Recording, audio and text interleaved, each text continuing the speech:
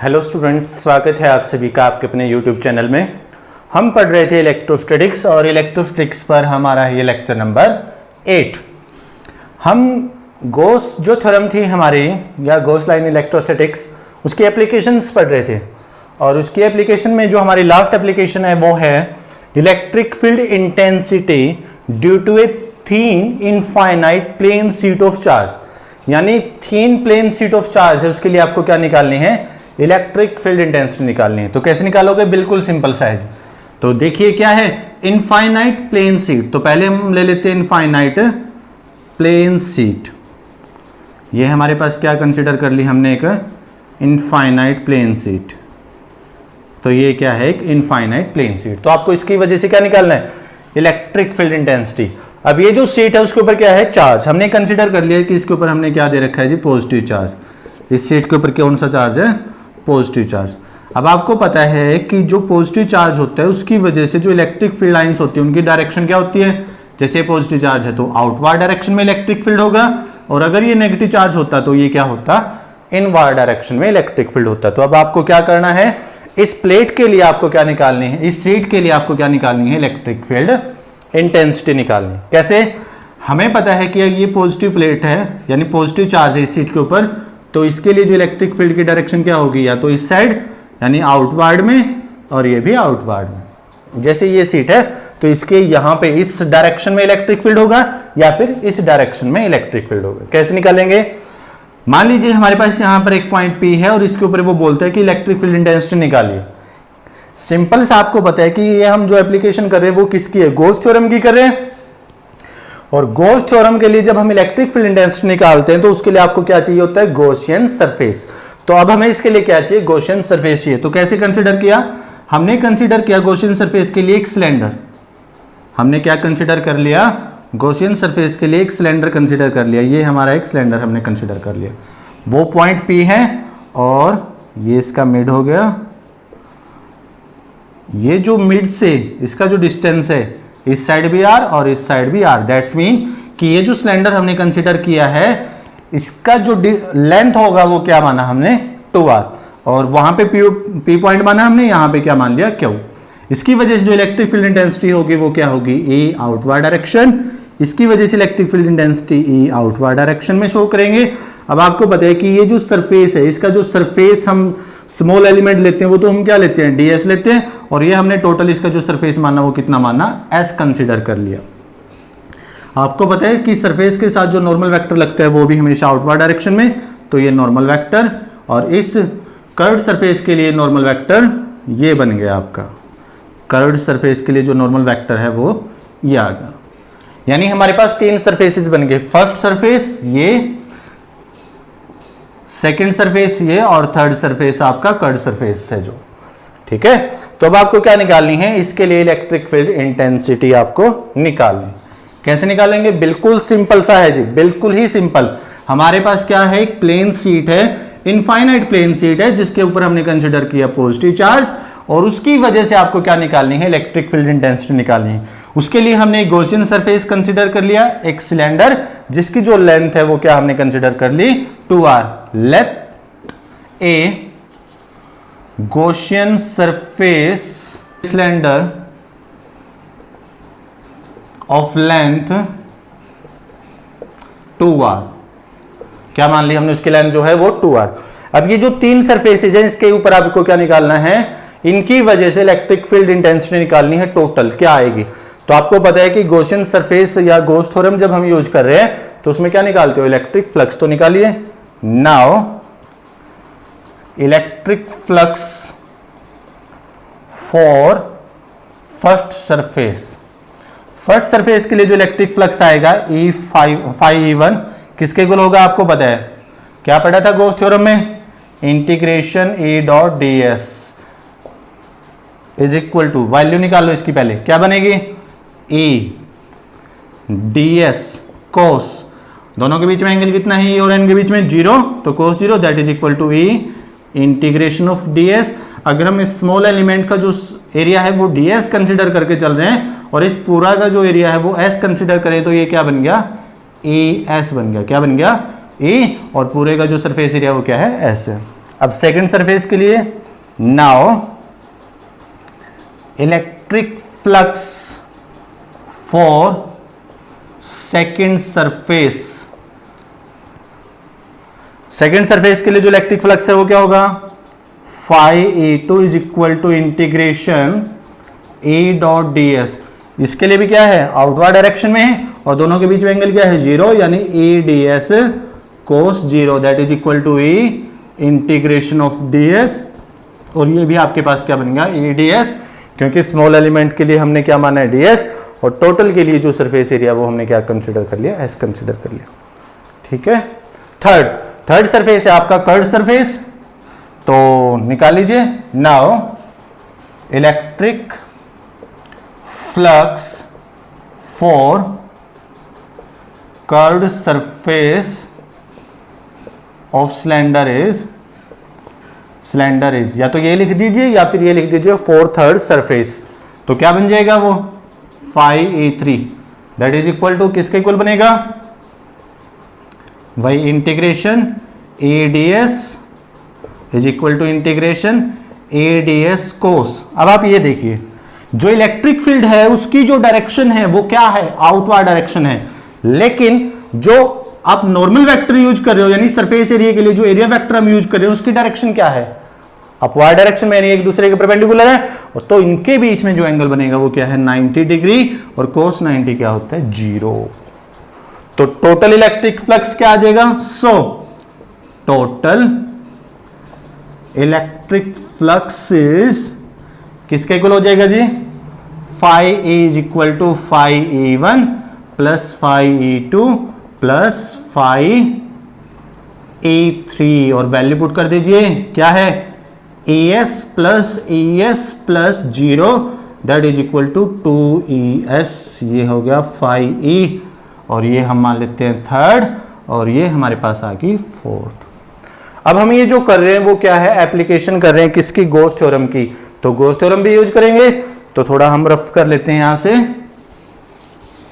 तो Gauss theorem को use कीजिए, क्या बनेगी, गॉस थ्योरम को यूज किया तो now by using Gauss theorem, Gauss theorem को यूज करेंगे, क्या है वो, phi is equal to A dot ds is equal to क्या हो, by epsilon naught. Equation number 4 आ चुकी है, ये 5।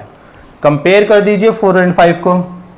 नाउ फ्रॉम इक्वेशन 4 और 5, 4 और 5 को जब आपने कंपेयर कर दिया तो आपके पास क्या आ गया, 2ES इज इक्वल टू क्या हो, by epsilon naught, then E is equal to क्या हो, बाय 2 एप्सिलॉन नॉट S।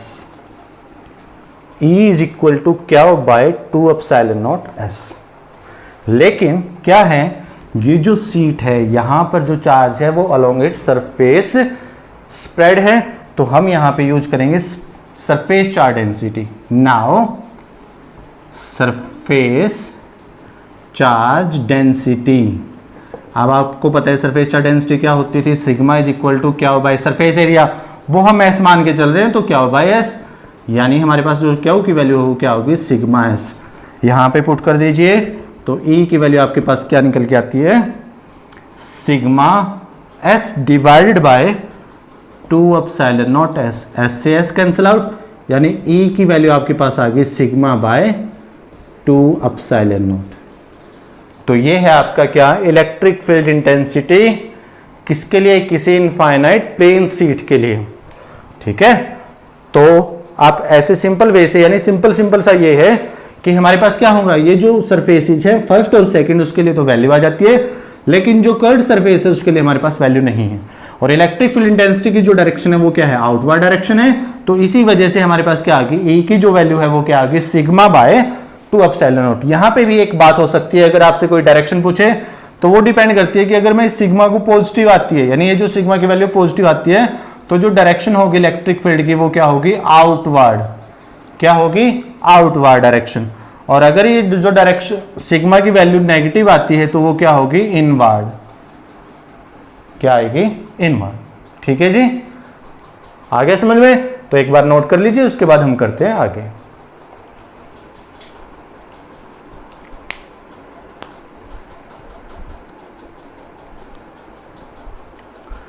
चलिए जी, हमने पढ़ लिया था इलेक्ट्रिक फील्ड इंटेंसिटी किसी थीन इनफाइनाइट प्लेन शीट के लिए जो आपकी वैल्यू आ रही है वो क्या आ रही थी, E is equal to sigma by 2 epsilon naught आ रही थी। ठीक है, वो थी हमारी ये थीन शीट के लिए, यानी जो हमारी शीट है वो क्या है, थीन है। अगर जो शीट है उसकी कुछ ना कुछ थिकनेस आ जाए, यूनिफॉर्मली थिकनेस आ जाए, तो क्या होगा, जैसे मान लीजिए मेरे पास ये शीट है यूनिफॉर्मली थिकनेस की, यानी कुछ ना कुछ इसकी क्या है, थिकनेस है। ये हमारे पास एक शीट बन गई जिसकी कुछ ना कुछ थिकनेस है और जिसके ऊपर क्या है, वही पॉजिटिव चार्ज। ये शीट है जिसके ऊपर क्या है, पॉजिटिव चार्ज। तो इसकी वजह से आपको इलेक्ट्रिक फील्ड इंटेंसिटी निकालनी है। तो क्या होगा, चार्ज है तो आपको पता है कि ये जो थिक शीट है, एक साइड के लिए जो इलेक्ट्रिक फील्ड है वो क्या आ गया, E1, और दूसरी साइड के लिए जो इलेक्ट्रिक फील्ड है वो क्या आ गया, E2। यानी सेम है, पूरी शीट है, उसके लिए जो टोटल इलेक्ट्रिक फील्ड आएगा, सुपरपोजिशन प्रिंसिपल हम ओबे कर देंगे। तो आपको पता है कि सुपरपोजिशन प्रिंसिपल क्या कहते हैं कि जो इलेक्ट्रिक फील्ड इंटेंसिटी आएगी टोटल वो क्या होगी, E1 प्लस में E2, यानी सम कर दीजिए। तो E is equal to E1 की वैल्यू क्या हो जाएगी, same sigma by 2 epsilon naught, और E2 sigma by 2 epsilon naught. तो क्या बन गया, 2 सिग्मा बाय 2 एप्सिलॉन नॉट, 2 से 2 cancel out, then E is equal to sigma by epsilon naught. तो याद रखना, थिन शीट के लिए सिग्मा बाय 2 एप्सिलॉन नॉट और थिक शीट के लिए sigma by only epsilon naught. ठीक है जी, चलिए जी, उसके बाद हमारा जो लास्ट है, अब वही है थिन शीट वाला, लेकिन अब की बार क्या है, 2 शीट हमने ली हैं। क्या ली हैं, 2 शीट्स। क्या है, electric field intensity due to 2 thin infinite parallel sheets of charge. यानी अब की बार हमारे पास क्या है, 2 पैरेलल शीट्स ऑफ चार्ज हैं। क्या है, 2 पैरेलल शीट्स ऑफ चार्ज हैं, जिनके लिए आपको क्या निकालनी है, इलेक्ट्रिक फील्ड इंटेंसिटी निकालनी है। ये शीट कंसीडर कर ली, ये शीट हमने कंसीडर कर ली। ठीक है जी, एक बार तो हम केस लेके चल रहे हैं कि जब दोनों के ऊपर पॉजिटिव चार्ज है, और एक बार हम ये लेके चलेंगे कि दोनों के ऊपर नेगेटिव चार्ज है। तो हमने माना कि ये हमारी फर्स्ट शीट है और ये हमारी सेकंड शीट है, ये फर्स्ट शीट है। इसके लिए जो सरफेस चार्ज डेंसिटी है वो सिग्मा 1, और इसके लिए जो सरफेस चार्ज डेंसिटी है वो हमने क्या मानी, सिग्मा 2। तो सिग्मा 1 जो फर्स्ट होगी इसके ऊपर भी हमने क्या माना है, पॉजिटिव चार्ज, इसके ऊपर भी हमने क्या माना है, पॉजिटिव चार्ज माना है। ठीक है जी, तो इसकी वजह से इलेक्ट्रिक फील्ड इंटेंसिटी आपको पता है क्या होगी, आउटवर्ड डायरेक्शन में E1, और यहाँ पर E1, यहाँ पर हो जाएगी E2, और यहाँ पे हो जाएगी E2। ठीक है, एक और बात है, क्या है, अब यहाँ पर हमें इलेक्ट्रिक फील्ड इंटेंसिटी निकालनी है। मान लीजिए एक पॉइंट मेरे पास यहाँ पे है, एक पॉइंट यहाँ पे है और एक पॉइंट यहाँ पे है, तो तीनों पॉइंट पे आपको निकालनी है। जैसे ये P कंसिडर कर लिया, Q और ये R, या फिर ये मान लीजिए ये हमारा फर्स्ट रीजन, ये हमारा सेकेंड रीजन, और ये हमारा थर्ड रीजन। तो आपको इन तीनों में देखना है कि इसकी वैल्यू क्या आती है। ठीक है, तो कैसे निकालेंगे, बिल्कुल सिंपल है। सबसे पहले तो E1 की वैल्यू क्या आ जाएगी, 3 सीट है और 3 सीट के लिए आपने निकाल लिया अभी सिग्मा बाय 2 एप्सिलॉन नॉट, और सेकेंड E2 की वैल्यू क्या आ जाएगी, सिग्मा 2 बाय 2 एप्सिलॉन नॉट। अब आपको फर्स्ट रीजन के अंदर टोटल इलेक्ट्रिक फील्ड इंटेंसिटी निकालनी है, और सेकेंड के अंदर भी, और ऐसे ही थर्ड रीजन के अंदर भी। बाई कन्वेंशन हम ये मान के चल लेते हैं कि जो राइट साइड में हम मेजरमेंट कर रहे हैं, यानी लेफ्ट टू राइट हम जा रहे हैं, तब हम उसको लेंगे पॉजिटिव, और जब हम राइट टू लेफ्ट आ रहे हैं तो उसके लिए लेंगे नेगेटिव। अब फर्स्ट रीजन के लिए जैसे E2 इस साइड है, तो E2 को हम मान लेंगे यहाँ पर इस डायरेक्शन में, और यहाँ पर E1 उस डायरेक्शन में जा रहे हैं तो E1 इस डायरेक्शन में हो जाएगा। E1 की डायरेक्शन जो है वो क्या हो जाएगी, ये हो जाएगी। तो now total electric field intensity in first region, तो निकालिए फर्स्ट रीजन के अंदर E फर्स्ट किसके इक्वल होगी। अभी मैंने कहा बाई कन्वेंशन हम कंसीडर कर रहे हैं कि राइट साइड, लेफ्ट से जब हम राइट जा रहे हैं तो पॉजिटिव, राइट टू लेफ्ट आ रहे हैं तो नेगेटिव। ये दोनों क्या है, राइट टू लेफ्ट, तो हमारे पास क्या बन गया, माइनस के E1 माइनस के E2। एडिशन तो हो रहा है, बस नेगेटिव साइन हमने कंसीडर किया, तो क्या बनेगा, माइनस के सिग्मा 1 बाय 2 एप्सिलॉन नॉट और माइनस के सिग्मा 2 बाय 2 एप्सिलॉन नॉट। तो यहाँ की electric field intensity second region के अंदर now total electric field intensity in second region या रीजन सेकेंड, जो भी आप बोलो, क्या हो जाएगा? ई सेकेंड क्या होगा? E1 की जो डायरेक्शन है वो उस साइड है और E2 की डायरेक्शन इस साइड, यानी E1 माइनस अपोजिट डायरेक्शन है E2। तो क्या बन गया? Sigma 1 by 2 epsilon naught 2 epsilon naught minus sigma 2 by 2 epsilon naught. Third region में now electric field intensity in third region. Third region के अंदर जो इलेक्ट्रिक फील्ड इंटेंसिटी आएगी वो क्या आएगी?